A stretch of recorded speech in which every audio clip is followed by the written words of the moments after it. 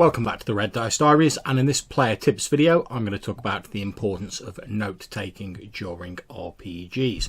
Now, when you play an RPG, you'll probably notice that the GM takes an awful lot of notes, unless your GM is blessed with a wickedly good memory. However, this video is mainly addressed to people like myself who don't have such a brilliant memory. Most GMs will make notes, allowing them to run their world consistently. They'll note down that the blacksmith's daughter they made up on the spot last session was called Margaret, that she was short and muscly due to helping her father in the forge, and all manner of stuff like that. So if that NPC, place or whatever pops up again, they can run it in the same manner with consistency. So I might hear you saying, "But John, isn't this supposed to be a player's tips video?" And you'd be absolutely right. However, taking notes can be important for players as well as the GM. How many times have you been in a situation where the GM has said, "Okay, it's been a while since we played, where did we leave off last session?" And everyone looks at each other without speaking for a few moments until eventually the GM breaks out his notes and gives a brief rundown of the previous session. Now, this can be quite disheartening from a GM's point of view, take it from me, since although we understand that everyone's real life is full of things all clamouring for a finite amount of attention, we'd all like to hope that the main points of our games, or at least some specific incidents, would stick in the minds of the players. Now, of course, I'm not saying that making notes should take up so much time that it crowds out your role-playing. No, not at all. However, everyone has moments when their characters are not centre stage. It's easy to use this time to scribble down a few notes. So, why is it important for players to make notes as well as the GMs? Well, number one, it helps to remind you of what occurred on previous sessions. Just before you go into a game, you can skim over your notes from the last session and the ones before if you want, and remind yourself what went on, rather than relying solely on the GM's notes or vague and often hazy recollections. Number two, your notes may include things that the GM forgot. GMs aren't infallible.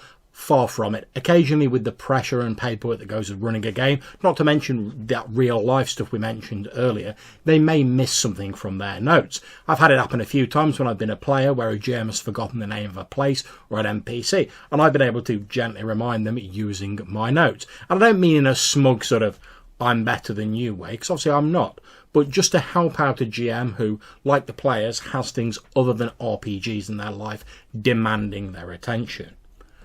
Number three, it helps with planning things. When it comes to making a plan in RPGs, as in real life, having decent facts and information at your fingertips makes you more likely to succeed. If you have notes telling you that the Imperial Weapons Inspector is going to be in Docking Bay 94 at 11 PM, then you can incorporate that into your plan to take over the Imperial base. However, if all you're going on is some sort of hazy memory that the Inspector will be in one of the docking bays at some point in the evening, then unless you have a very charitable DM, you're going to find making a plan more difficult. Number four, it makes it seem like you're interested in the game. Now, GMs generally put a lot of effort into preparing and running games for players and themselves to enjoy. Now, of course, a GM is going to remember aspects of his world a bit better than the players, since they spend all their time immersed in it when they're prepping.